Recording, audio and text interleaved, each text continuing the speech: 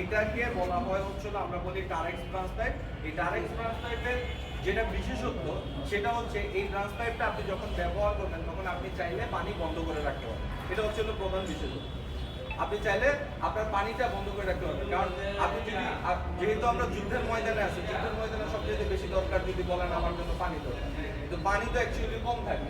তো এইটা কিন্তু আপনি চাইলে তখন কিন্তু আমি পানিটাকে অফ করে রাখতে পারি, এন্ড এইটা আবার আমি পানি চালাই দিতে পারি। দেন এইখানে তিনটা মোড আছে। তিনটা মোডে একটা মোড হচ্ছে জেড আকারে যাবে।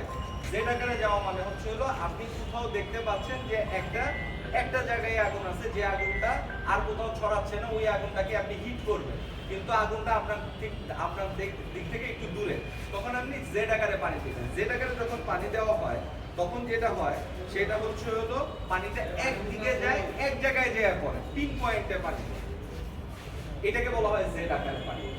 আরেকটা মোড হচ্ছে হলো স্প্রে আকারে পানি, এইটা হচ্ছে হলো ছড়ায়া যাবে, পানিটা ছড়ায়া যাবে।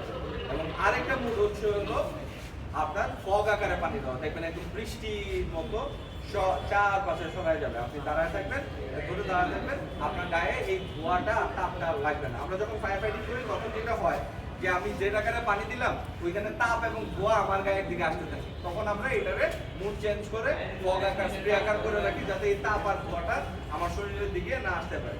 সো দিস ইজ আবার আমরা যে ব্রাঞ্চ পাইপগুলো ব্যবহার করি, এটা আমাদের জন্য একটা জীবন রক্ষাকারী ব্রাঞ্চ পাইপ। আমরা এটা সব গাড়িতেই আমরা চেষ্টা করি যে এই ব্রাঞ্চ পাইপগুলো রাখার জন্য।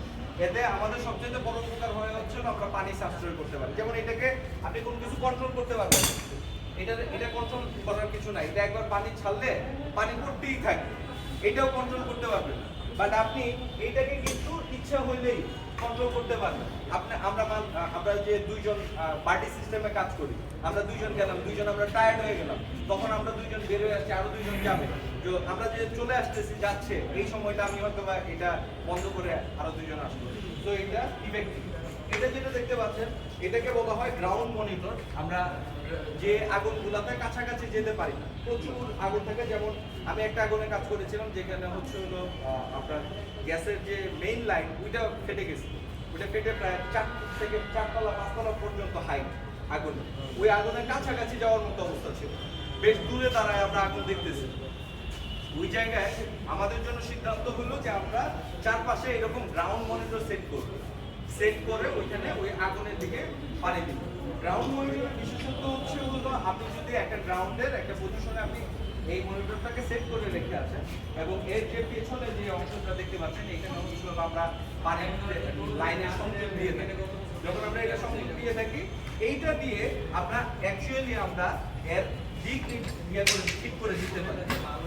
এই যে এটা উঠবে, এই যে ধরেন এটা আমরা অ্যাঙ্গেল ঠিক করলাম, এটাকে আমরা ঘুরে দিয়ে এই যে এরকম ভাবে কোন দিকে দিতে হবে এটা ঠিক করলাম। অর্থাৎ দূর থেকে আপনি এই জিনিসটাকে সেট করে দিয়ে আপনি একটা সিকিউর পজিশনে যাইতে পারেন। তো এই গ্রাউন্ড মনিটর তখন একা একা কাজ করবে, অর্থাৎ আমি আমার ফায়ার ফাইটাররা সিকিউর থাকবে, কিন্তু আগুন নির্বাপন বা আগুন এর থেকে বেড়ে না যাওয়ার একটা ব্যবস্থা আমরা করে দিয়ে আসতে পারবো। তো গ্রাউন্ড মনিটর অ্যাকচুয়ালি আমরা এই আগুন নির্বাপনে কাজ করে অনেক